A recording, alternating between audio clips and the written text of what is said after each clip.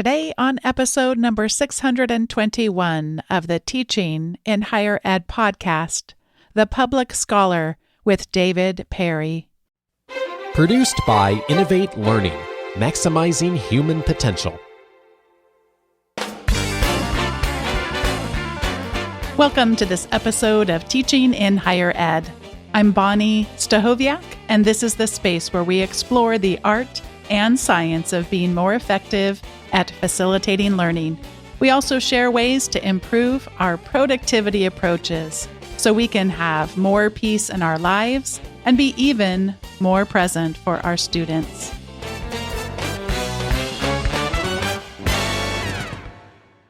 On today's episode of Teaching in Higher Ed, I'm so excited to be joined by David M. Perry, author, journalist, historian, and the writer of The Public Scholar.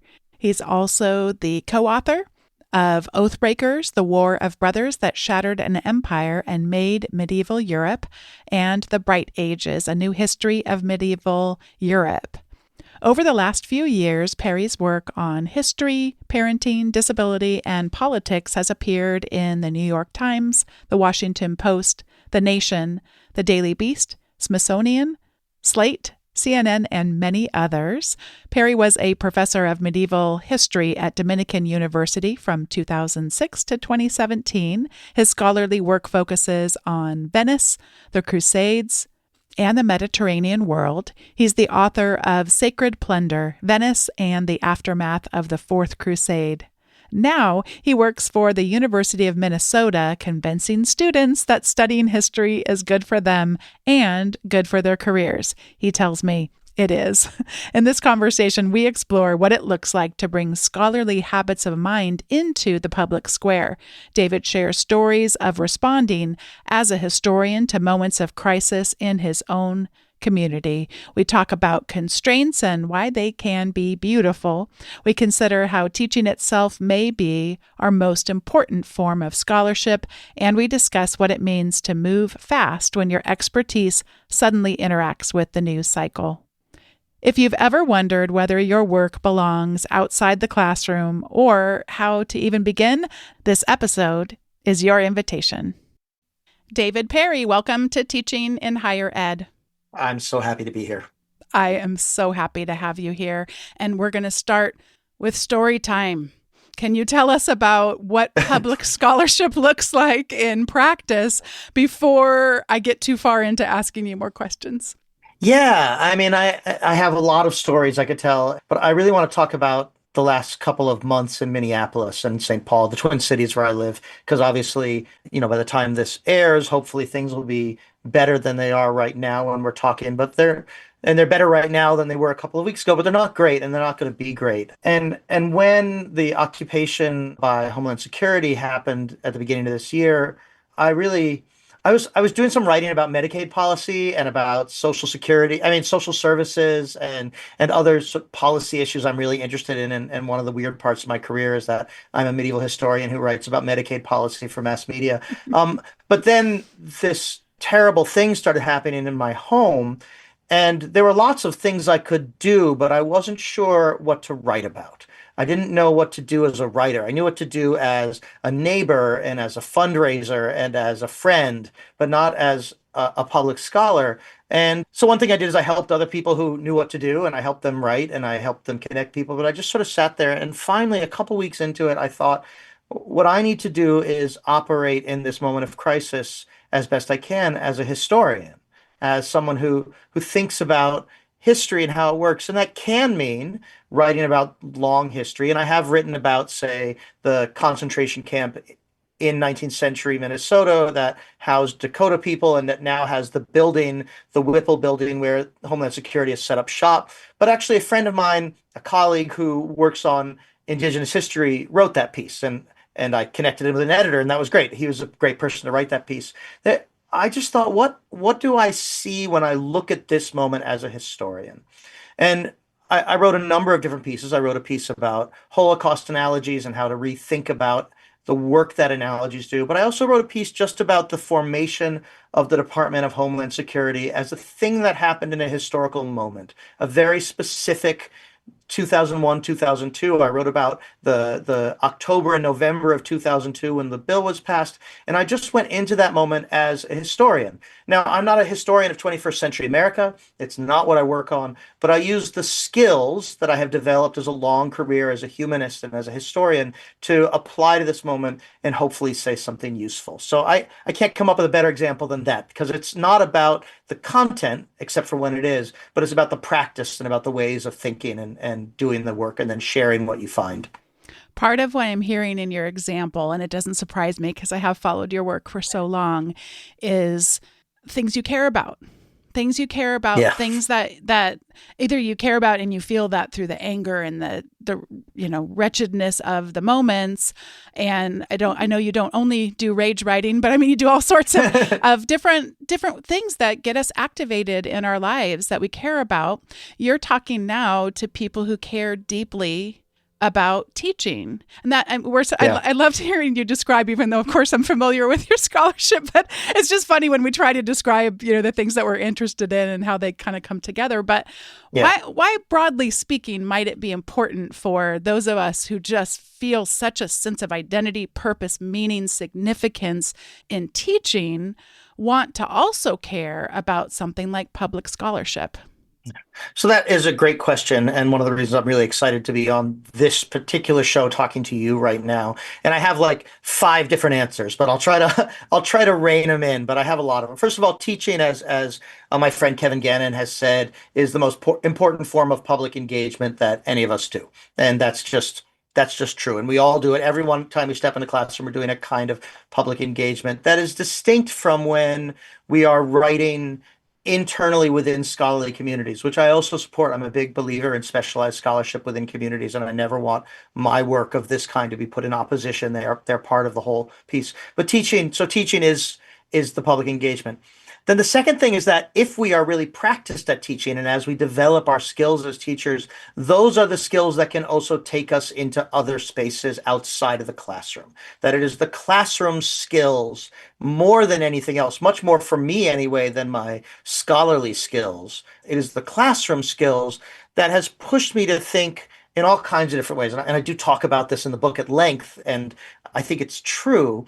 One of them is when you're in a classroom, you're talking to kind of a semi-interested, semi-informed audience. That's the classroom. And I say that with love. I love students. They've come into my classroom. That's great.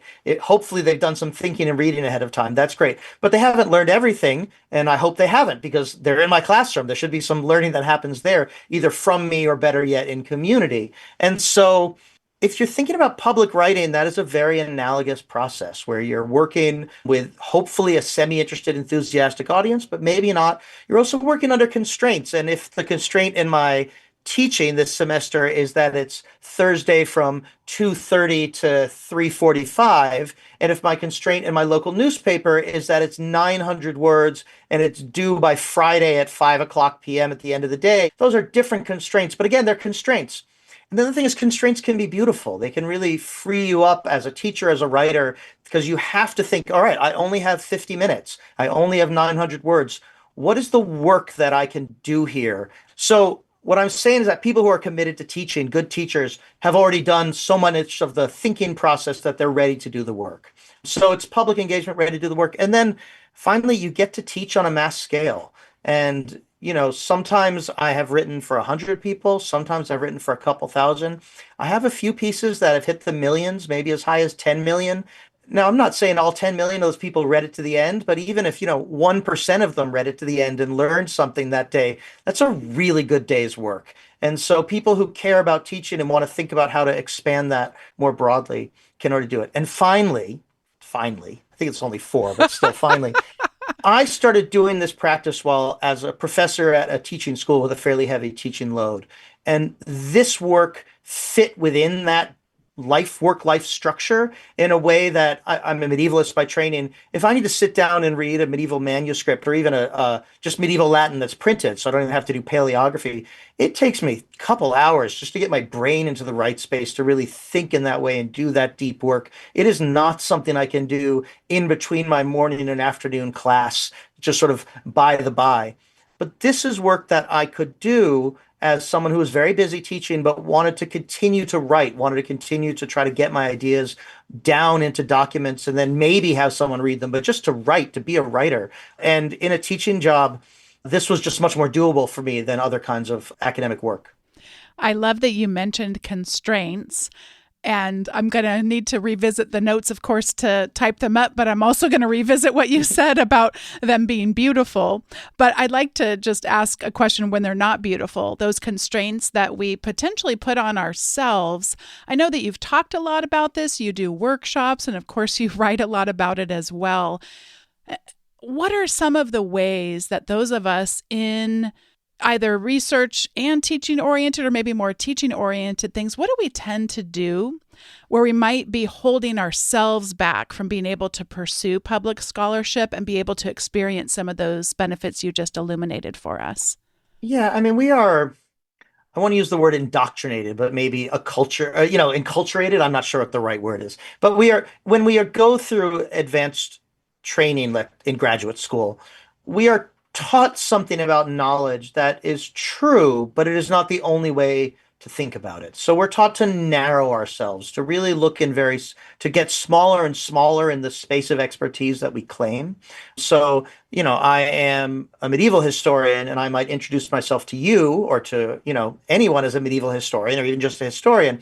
But in a group of medieval historians, I'm going to say I work on Venice from the late 12th century to the early 13th century, really only until the 1230s, although I have some expertise into the 1260s, right? I mean, that's not how people understand me as a historian, but it is how graduate school teaches me to only claim expertise in fairly narrow spaces, narrow genres, narrow types of documents.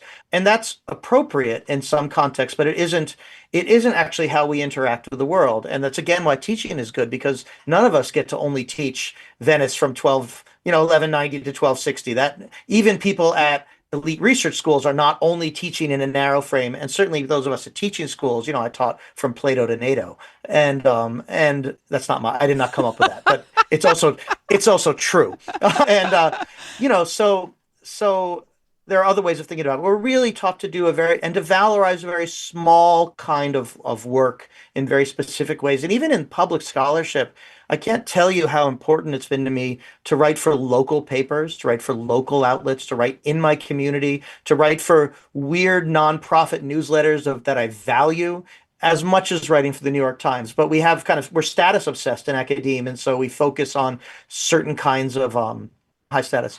But the biggest thing is that I think all writers, and certainly in academia, we worry a lot about our worst faith readers.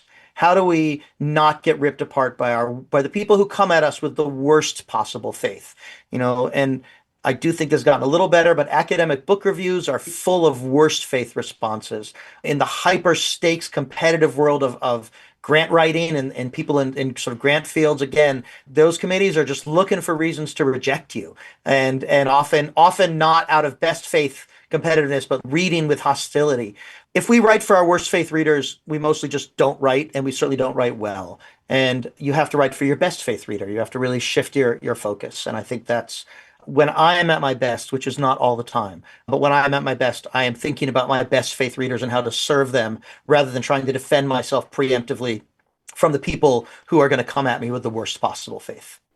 I had a performance review when I was about 23 years old-ish, and I am now in my mid-50s, so it has been a minute since receiving this feedback. But at the time, he told me that I hadn't failed enough in life, so I was getting dinged on my performance review for not having failed enough. And I chuckle. I actually still would have a way to reach out to him. I should reach out to him and see if he would still have the same feedback today. I don't mean to me, but like how important he sees failure. But I certainly see it as failure. I mean, I kind of know what he was probably trying to say at the time now after all this time, for the lessons that we can draw. But as you were describing some of the reasons why we might hold ourselves back, I want to sort of test just more of a personal example from my life. I know that I'll hold myself back out of a fear of failure. And that I'm curious for you what you would say to people like me who maybe might wish to pursue more public scholarship, but for whom that inner voice of like, but what if I fail, or what if I get a rejection, or what if that Yeah. is what holds us back. Anything that you want to give us advice for? Yeah. I mean, one of my whole mantras is that academics, anyone who has made it into academia at any level, just making it into sort of an advanced study, advanced scholarship, has gone through almost, eventually you go through cycles of failure, no matter how successful you are.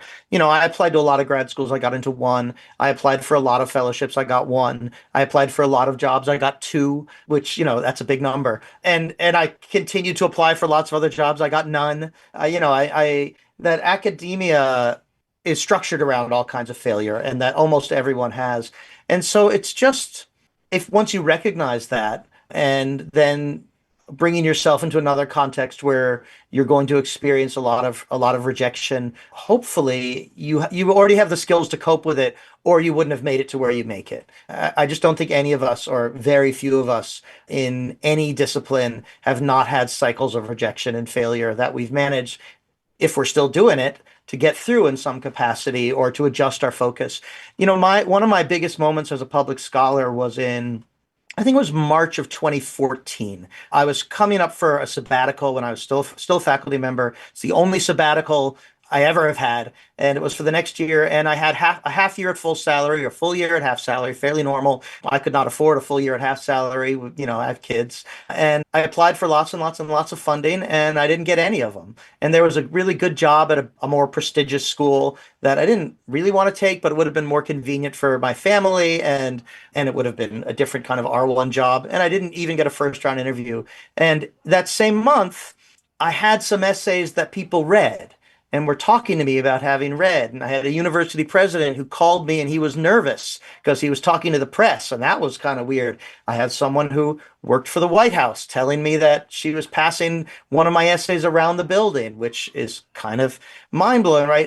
And there was this real clarity of, well, I have success in this area and not in this other area, and lean into the space where I seem to be making it work. And it takes a while sometimes to figure that out. It's not always such a clear sign as Rebecca calling you up and saying, David, I like your work, I'm passing it around.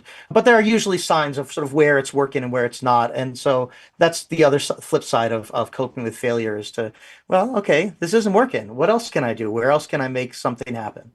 You've given some examples, and thank you for all these wonderful snapshots of your work about having to do with your scholarship in being a historian. But I also know that you argue that our personal experience is a legitimate subject for public writing. And would you Yeah. describe, especially for those who may not be familiar with your work yet, would you describe for us, what does that look like in your public scholarship, and Yeah. how might you tell us that autobiography could actually help us and play a role in our own public scholarship? Yeah. I think this is really important, and in part because of my own experience, but also because in the, I think it's now 11 years of doing workshops around the country, about half the people I encounter want to do some writing. They think of themselves as writers, they want to be writers, but not about the thing, not only that they study, but not about the things they teach. And they kind of want permission to write about other things. And I would like to give everyone permission to write about other things, but by applying the same tools and skills that we have applied to become knowledgeable in other areas. Anything the things we live, our lived experience, we are expert in those things. But we also, this is part of why the public scholar, becoming a scholar in one thing gives you tools. And I tell students all the time, you don't need to know anything about whatever it is I'm teaching, but the skills you're using today, you're going to use again and again and again throughout their lives. It turns out that's true. We're not just saying it. It turns out it's true. And I have used it again. And the example that changed my life is in January 2007, my son was born. He was diagnosed with Down syndrome a few minutes after birth. I didn't know anything. The words Down syndrome had only sort of evoked a collage of things that aren't true, of stereotypes, of biases, of fear, just things that aren't true. And I'm not mad at myself for not knowing in that moment the things, but I was ignorant.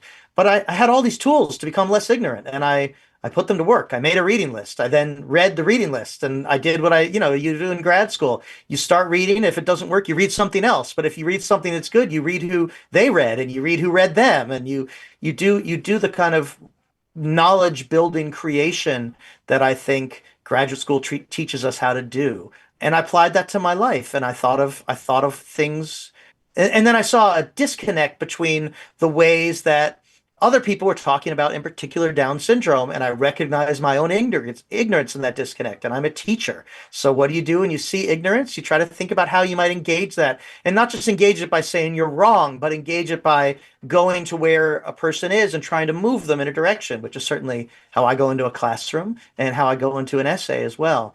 Different people's lives support different kinds of writing. There are very casual experiences that I wouldn't want to write. There's a lot of, well, I encountered this person, I want to tell their life story. That's possible, but that can lead you into some touchy spaces. But I just do think that if you apply the rigor and discipline in trying to know things and understand things and then teach things the way we would in other parts of our lives, that then public scholarship can really open up different types of writing, different types of expression, which is why right now I'm writing about Irish rock music today. That's going to be, I have an interview later today with an Irish rock musician. I'm going to, because, that's not, I play Irish rock music, but I've got these skills to talk about the discipline, talk about this music and the way it works. And I've doing a lot of reading and I've got 25 years of musical experience and I'm going to do that. I'm glad I feel free enough to do that and to enjoy getting into something and trying to say useful things. There's another aspect that hasn't come up yet in our conversation, and that is the speed with which we move. And you were talking earlier just about some of the characteristics of how academia may or may not have conditioned us for failure. How about moving fast? Do we tend to move fast in academia?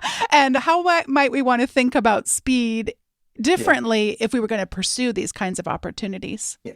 So as always, a couple different things. One of them is that the easiest way to break in to the kind of writing that I do is when news happens that you know something about, and you move quickly to either put a full essay or a really well-crafted pitch. And I spend a lot of time in my book and in my workshops too, talking about these 6, 7, 8 sentence pitch emails that are the secret genre that supports this kind of work. And of course, there are lots of secret genres. The grant application is a kind of secret genre. The book proposal is a kind of secret genre, right? And by secret, I just mean there's the end product that is public, the essay, the book, the study, whatever. And then there's the things you have to write to get to that. And you could just learn how to do them, as we all have in various other aspects. And the pitch email is the one that I really think if I have one major training contribution, it's my focus on these emails. Because also to write a pitch email, you have to do the thinking. And if you can do the thinking and articulate it this concisely, you're ready to write the essay. Anyway, news happens, you move quickly, you have something to say. That is the easiest way to break in. It is not the only one, but you do usually have to move pretty fast. When news happens, if it's something disastrous, often a weather catastrophe that you have something to say about, or an act of violence. For me, it was the Pope retiring in 2013, that there was a very specific medieval history story I wanted to say. And it's not such a great story, but the Pope retiring was news, and that means that editors need commentary. And if you can provide expert commentary fast, then you have an opportunity to jump in a way that isn't true at other moments. But also, it's just another skill, and I'm thankfully going back to teaching again. I don't know about you, but when I started teaching, every single class required hours of preparation. I would make laborious slideshows. I would write lectures or really detailed notes. I would read and read and read and read, and I would have doubts, and it would take me forever to prepare for class. By my 6th, 7th year teaching, including grad school and early on, it did not take me that long unless it was something really difficult or something new, right? Sometimes you actually do have to do a lot of prep, but mostly okay, it's Tuesday. What am I doing? I'm doing the Carolingian Empire. Great. I need about 30 minutes, pull up my PowerPoint, take a look at it. Okay, I'm ready to go. I've done this a lot. For me, essay writing is like that most of the time. I know the moves. I've done all the moves before. It's going to be the same moves, different content, and I'm ready to go because I've practiced. And writing is a practice, and you have to build a writing practice, and it looks different for different people. But I just think we do get faster at the kinds of work that we do outside of public scholarship, and that this work can become faster too if that's your goal. When I was reading this part of the book, I was also resonating with that ability, but really it is a practice. I think rather than thinking about it as a skill, perhaps it's a skill that gets developed through practice. Yeah. And I had mentioned sometimes my aversion to risk taking, although friends that I have are always like, who are you describing here? Because sometimes I think I just feel scared, but then I'll do it anyway. And I was reflecting on, there have been a couple of times when most of the work that I do is not fairly controversial, although I really used to be able to say that with more confidence than I can sitting to you, talking to you today. But there were a couple of times when I was talking to reporters. Once it was a journalist from the Times Higher Ed, who was asking my thoughts. The interview was not about this, but asking my thoughts about our current administration's effect on higher ed. And then the second one was talking to a Chronicle reporter, asking me questions about grade inflation. And like I said, the first one wasn't related to the interview, the topic, but it was a question that was asked. And then the second one definitely was. And I pushed myself, and I let the person know I had actually spoke to them a few times over the last few years. So I said, I'm not an expert at grade inflation. I mentioned a few people that I knew and made sure to connect her. But I did really want to take those risks to talk to these people because I care about some of the inequities that I see. And if something that I said could have informed, that would have been helpful. The good news, I think, for me on both of these stories, David, didn't have negative effects. There was no quote from Times Higher Ed about what I think about the current administration. Sure. And I wasn't, thankfully, quoted in the grade inflation, because I certainly am much happier that the people who this is their work got quoted in that piece. Right. All this to say, you quote Tressie McMillan Cottom, who warns us that public scholarship will anger people. And you have some really good advice for what happens when and if we get that kind of rage. Yeah. So the most important thing, and I want everyone to know this, that if you find yourself at the nexus of sort of an internet rage storm of some sort, just log off. And maybe that's really obvious, but I don't think people do. And I especially think people who love teaching think, oh, this is a teaching opportunity. It isn't. I mean, an individual angry email could potentially be a teaching opportunity. It probably isn't, but 100 or 1,000 or 10,000 angry posts or emails, calls to your office, this is not a teaching opportunity, and you need to log off. And then the next thing you do is you have someone trusted log on and put up filters. If you're, getting certain kinds of threats, you need to log for law enforcement. Again, you don't have to read that, and it's bad for you to read it, and it may be bad for a friend, and their friend may have to tag out, and you may, but you can log off. And the other thing though is that essay I quote from Tressie, which I quote all the time, and so it made it into the book, is from I think 2015, and I just want to assure people that in general, our higher ed institutions are better at handling kind of bad faith internet rage than they were 10 years ago. There are huge exceptions, but those exceptions come from our institutions themselves being bad faith actors, like the story of the TA in, I think it was Oklahoma, who there was an internet rage storm, and then who graded an essay, gave it a bad grade, and then there was a whole thing about whether it deserved it.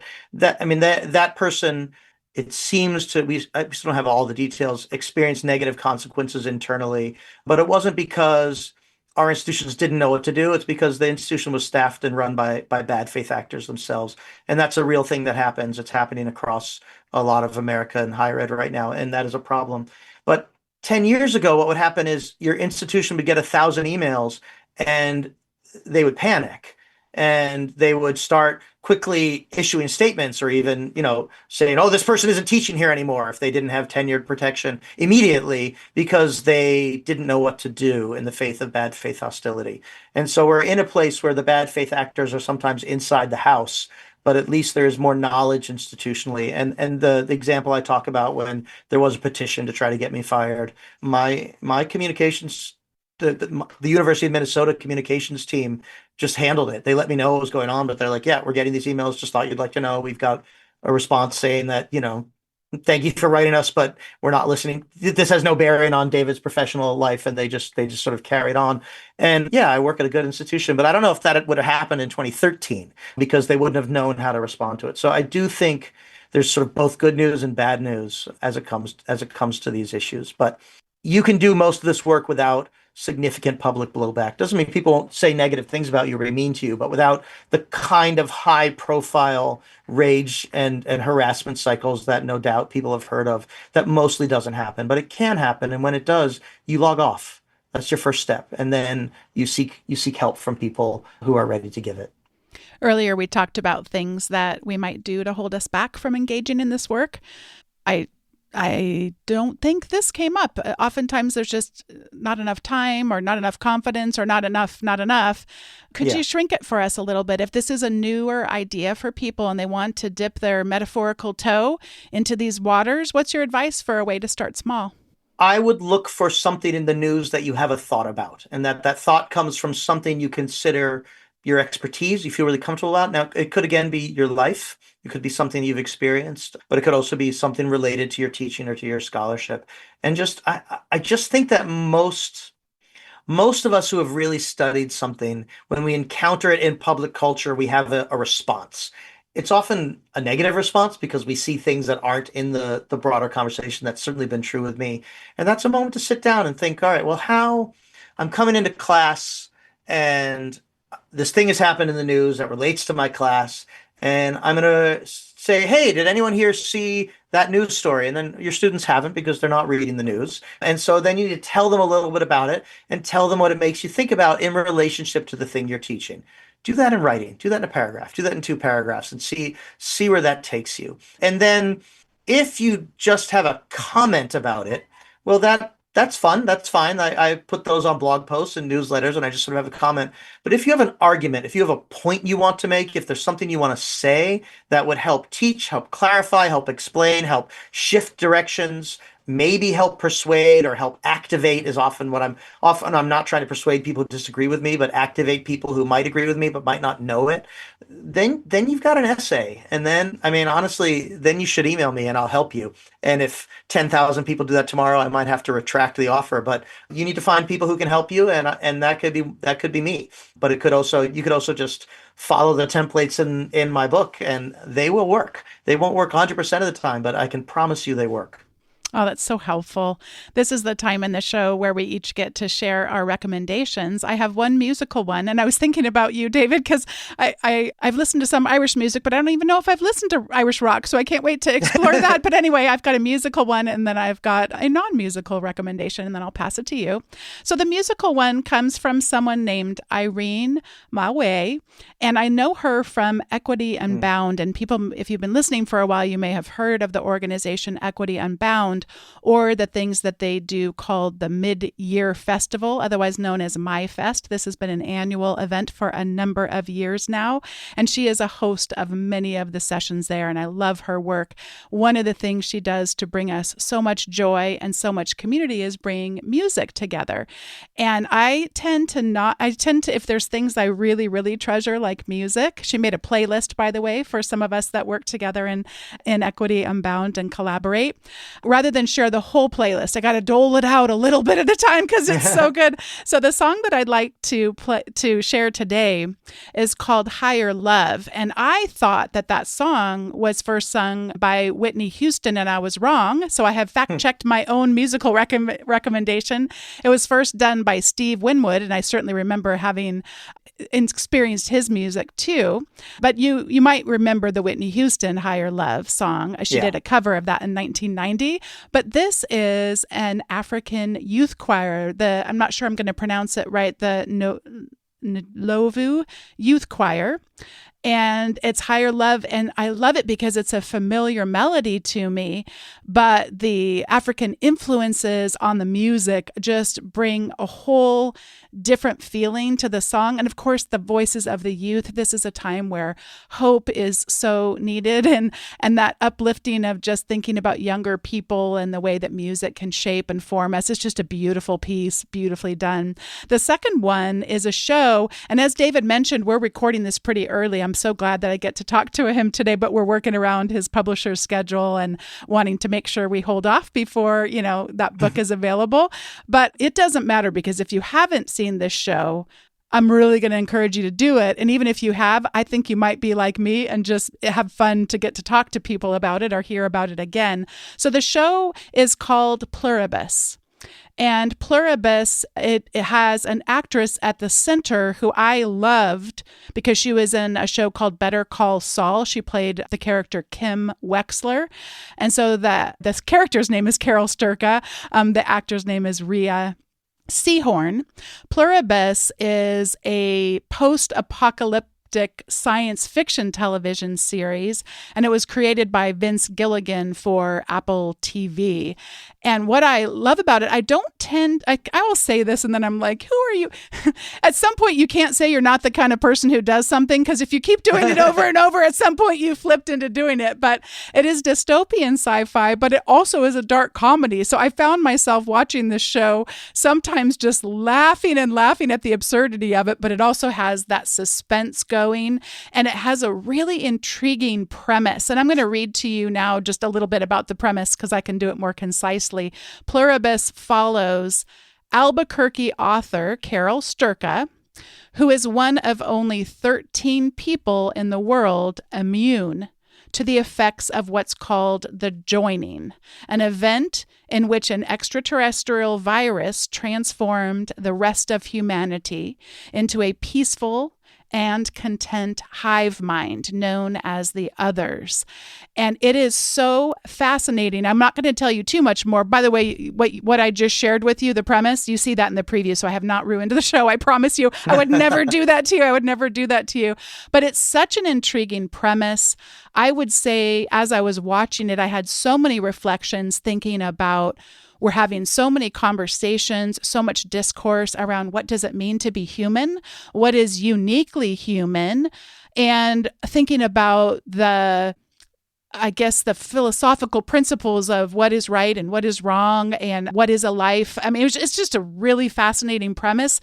And as I said, I also enjoyed that there was the humor mixed in with my, oh my gosh, what is going to happen next? Very, very intriguing premise. I loved it from start to finish. And I can also tell you that they've already renewed it for a new season, which I'm glad about, but I'm going to have to be patient because it doesn't come out. I think it doesn't come out until 2027. So that's kind of a bummer, but lots of other television for us to watch in the meantime. So I'm going to pass it over to you now, David, for whatever you'd like to recommend. Thank you. Yeah, I haven't watched Pluribus yet, although it's been on my radar. So I'm interested to hear your thoughts about it. Well, I'm reading right now a book called, and I just want to make sure I get it right. It's called You Dreamed of Empires by Alvaro Enrique, a Mexican author. And I'm reading it for class. And I mean, I assigned it, but I have a co-author who is an expert in Spanish literature. And so this was one that came from her. So I haven't read it before, but we assigned it. And we're not reading it to the end of the semester, but the desk copy showed up and I just sat down and started reading it. And now I can't put it down. It's a retelling of the conquest of Tenochtitlan, taking the chronicles of Hernan Cortez and rewriting it in ways that are fairly subversive and, written by a modern Mexican author. And it's for this class we're doing in which we take medieval stories, then we read them, and then we read modern reinterpretations or echoes of these stories.